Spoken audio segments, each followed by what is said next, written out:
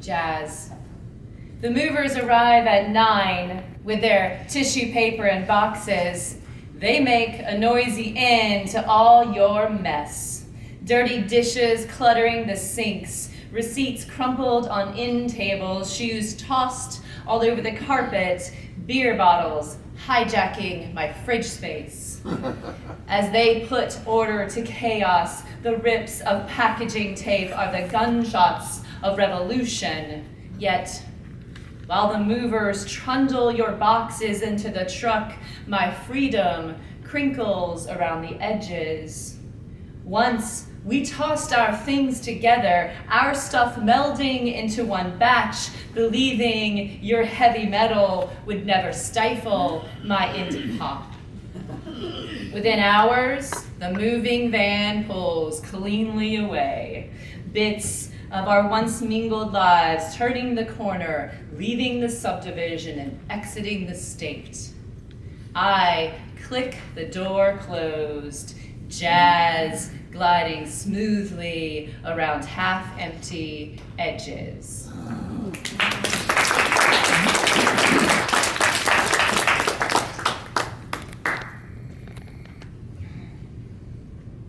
News in the Literary Review. 8 authors were killed today. Some of them somewhat prominent, and an unknown number were injured when a very large crowd of words came rushing toward them and crushed them under the throng. Hundreds of onlooking readers were aghast at the sight of surprised writers running from the tens of thousands of words, phrases, and stanzas, shouting, loud rhyming, some carrying sharpened prose. A bloody mass of heaping humanity was cast over the civil edge into the brownish, reddish, swaled bog beside, as poets, slammers, and lyricists fled. Many widows and orphans sat beside the rock, weeping softly near the edges of their pages. Stunned, stupefied, even utterly dumbfounded as multisyllabic words flashed their anger and chased the writers to a gruesome end. Diphthongs and anagrams on the scene said that they'd never seen such a riot of language or a plethora of grammatical constituents rise up against their mortal masters. The literary community is expressing their deepened sorrow and angst with a spontaneous outpouring of pens, pencils, steno pads, and small tablets left at the scene of the rampage.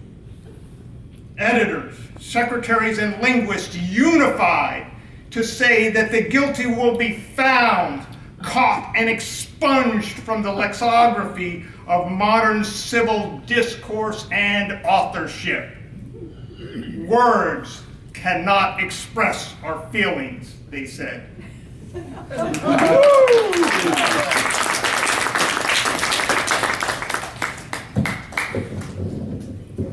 Not a birthmark. A scar is what happens when the word is made flesh. Leonard Cohen.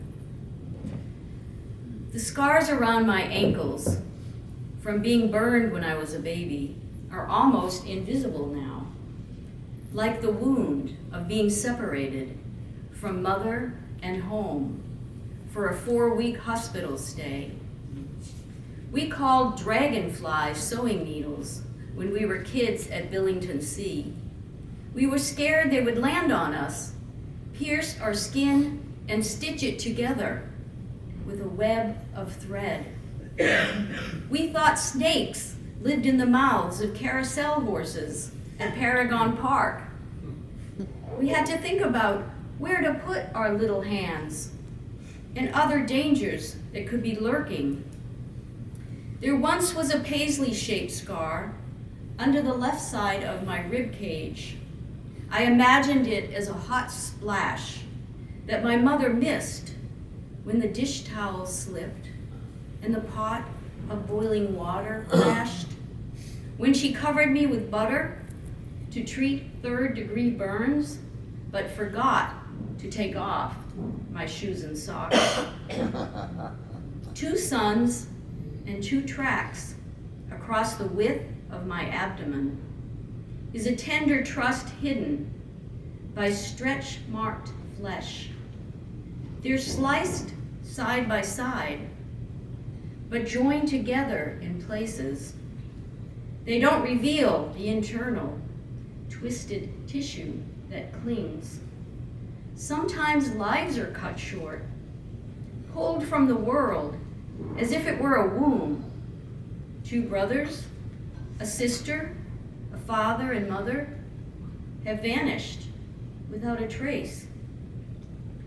In Africa, they say, the blessing is next to the wound. And Rumi says the cracks are where the light enters you. Is a scar the outer expression of what hurts inside? Is it the shaping and healing by fire? In Japan, they mend broken pots with seams of gold. The gift and the pain are both visible, worn like a map to a story turned legacy, held by the strength of resiliency.